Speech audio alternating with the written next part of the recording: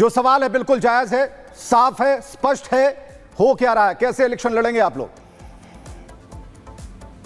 देखिए, आगे आने वाले जो है कि उत्तर प्रदेश में बाय इलेक्शन 10 होने वाले हैं।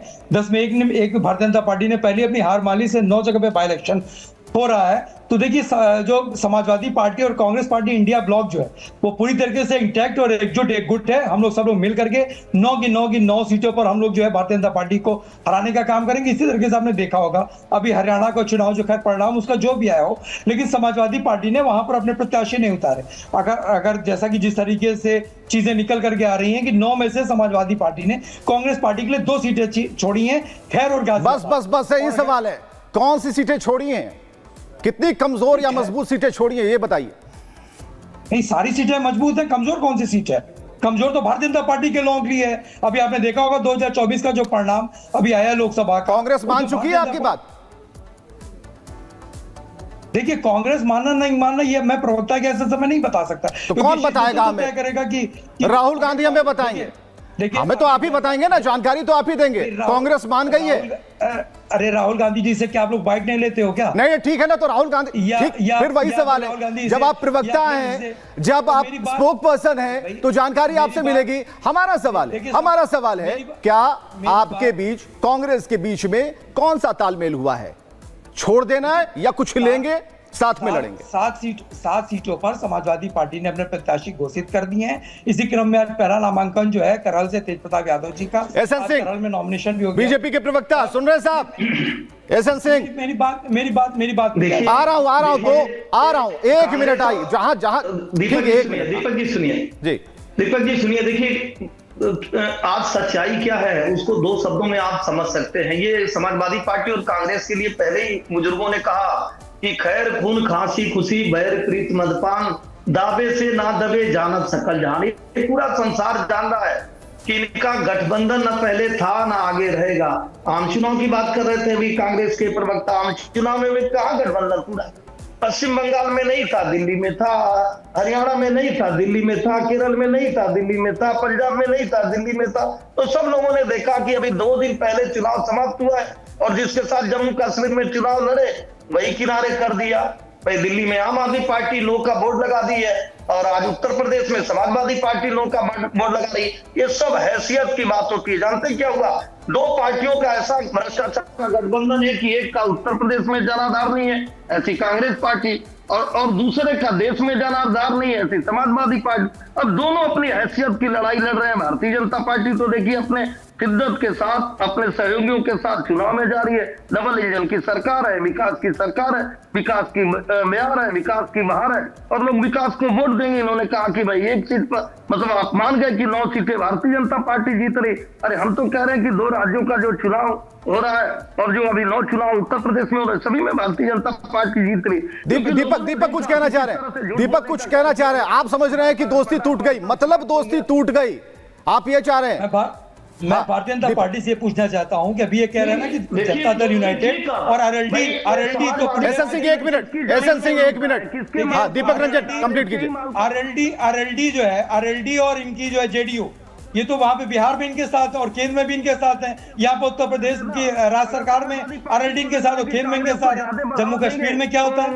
जम्मू कश्मीर में लोग मिल करके चुनाव लड़ना, वो क्यों लड़ा? जेडीयू क्यों लड़ी? आरएलडी क्यों वहां पर चुनाव लड़ी? अरे ये अपनी चिंता करें, हमारी चिंता छोड़ दें। हमारा इंडिया ब्लॉक एकजुट है। 10 में से चुनाव पहले भी था, हम चुनाव में भी।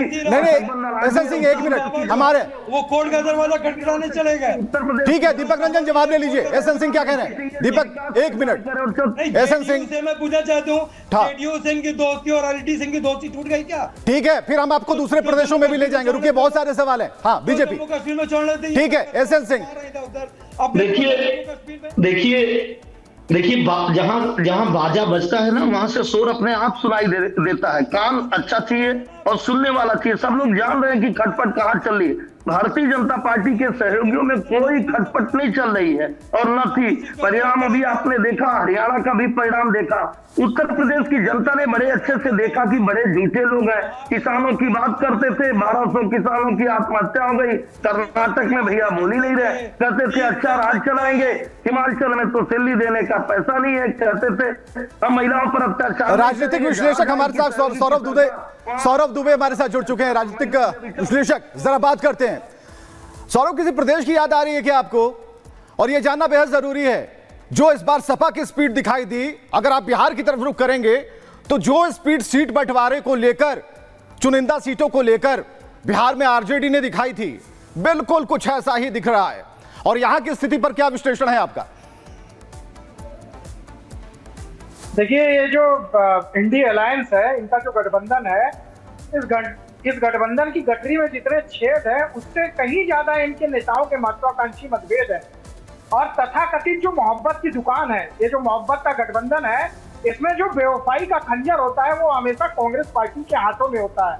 इनका जो सियासी मेल आप देख रहे हैं, ये सियासी मेल पूरा 7 पीढ़ी का खेल है।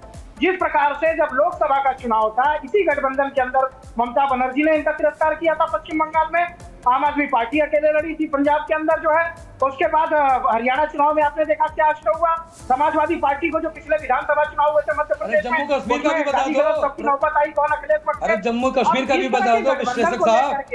अगर जनता के साथ छलावा करना चाहते हैं, जनता के साथ धोखा करना चाहते हैं तो इनको मुबारक हो। लेकिन हरियाणा का परिणाम, हरियाणा के चुनाव का परिणाम ये बताता है कि जो भी इनके संयुक्त मुद्दे थे, किसान, पहलवान, महिला, नौजवान, उसको जनता ने नकार दिया है पूर्ण रूप से। और मुझे लगता है ये जो गठबंधन की खाई है, उसी वजह से ये इसकी भरपाई अब नहीं हो पा रही है। और कांग्रेस ने खुद को समाजवादी पार्टी से दूर कर लिया है। पहले तो सीट मांग रहे थे, जब उनको सम्मानजनक सीटें नहीं मिली तब कह रहे हैं बाहर से ही समर्थन करेंगे, अब हम चुनाव नहीं लड़ेंगे। अच्छा, महाराष्ट्र में कूद करके सीटें मांग रहे हैं। महाराष्ट्र में एक आदमी इनका कह रहा है कि अगर हमको 8 सीटें आ जाए तो हम हिंदुओं को बताएंगे कि मुसलमान क्या होते हैं। मतलब इस तरह के जो बयानबाजी करने वाले लोग हैं, हो सकता है कांग्रेस राजनीति में रुचि दिखाने वाले आम लोग जो वोट करते हैं, उनका भी सवाल है।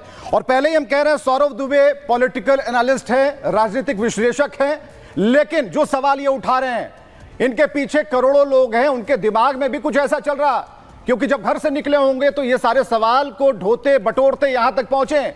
हमें जरा वरुण पुरोहित बताएंगे जो सवाल सौरभ दुबे पूछ रहे हैं। 1 मिनट दीपक रंजन जी, जो सवाल सौरभ दुबे पूछ रहे हैं उसका क्या जवाब है, क्योंकि आपके पास भी ये सवाल आ रहा होगा।